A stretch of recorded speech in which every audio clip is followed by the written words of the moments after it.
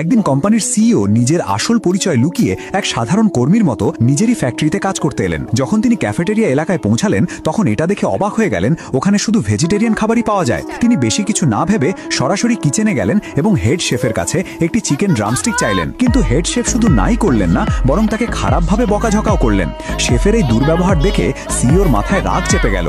তিনি প্রায় শেফকে শিক্ষা দিতে যাচ্ছিলেন, ঠিক তখনই এক কর্মী এসে তাকে থামিয়ে দিল এবং নিজের সঙ্গে বসিয়ে খাওয়াতে লাগলো। খেতে খেতে সেই কর্মী জানালো, আমাদের এখানে অনেক দিন ধরে মাংস আসেই না, জানি না উপরের লোকেরা কি করছে। সিইও চিন্তায় পড়ে গেলেন, কোম্পানি তো কর্মীদের খাবারের জন্য বিশেষ ফান্ড বরাদ্দ করেছে, তাহলে এই বৈষম্য কেন? ঠিক তখনই এক ধনী ছেলে সেখানে এলো এবং সোজা সিইওর পাশে গিয়ে বসলো। এটা দেখে হেড শেফ তৎক্ষণাৎ ছুটে এলো এবং সেই ধনী ছেলেকে চমৎকার লাঞ্চ পরিবেশন করলো। সিইও সঙ্গে সঙ্গে জিজ্ঞাসা করলেন, ভাই ওকে কেন স্পেশাল ট্রিটমেন্ট দেওয়া হচ্ছে? ছেলেটি অহংকারের সঙ্গে জবাব দিল, তোমাদের মতো কর্মীরা মাংস খাওয়ার যোগ্য না। সিইওর মাথায় আবার রাগ চেপে গেল, কিন্তু আবারও সেই কর্মী তাকে শান্ত করলো এবং বলল, এখানে শুধু ম্যানেজমেন্টকেই ননভেজ দেওয়া হয়, কর্মীদের যা দেওয়া হয় সেটাই অনেক। এবার সিইও আর চুপ থাকতে পারলেন না।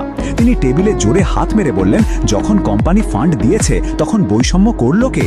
ধনী ছেলে হেসে বলল, এই রুল আমি বানিয়েছি, এখানে আমিই বস। জানা গেল সে আসলে ফ্যাক্টরির ডিরেক্টরের ছেলে। নিজের পজিশনের সুযোগ নিয়ে কর্মীদের উপর চাপ সৃষ্টি করে। সে সিইওকে বলল, আমার কাছে ক্ষমা চেয়ে হাঁটু গেড়ে বসলে একটা ড্রামস্টিক পাবে। কিন্তু সিইও ঝুঁকতে অস্বীকার করলেন। এবার সেই ধনী ছেলে সবাইকে ভয় দেখাতে শুরু করলো এবং বলল, যে আমাকে পাপা বলবে তাকে চিকেন দেওয়া হবে। কেউ না বলায় সে নাম ধরে ডাকতে লাগলো। ভয়ে কিছু লোক নত হয়ে গেল। চাকরি বাঁচানোই তখন বড় ছিল। তারপর সে সিইওর কাছে এলো, মাংসের টুকরো মাটিতে ফেলে দিয়ে বলল, এটা তুলে খেয়ে ফেল, না হলে চাকরি থেকে বের করে দেব। এবার সিইওর রাগ বিস্ফোরিত হলো। তিনি সেই ধনী ছেলেকে সবার সামনে পিটিয়ে দিলেন। পুরো ক্যাফেটেরিয়া চুপ হয়ে গেল। কেউ বিশ্বাসই করতে পারছিল না একজন কর্মী ডিরেক্টরের ছেলেকে এভাবে পেটাল।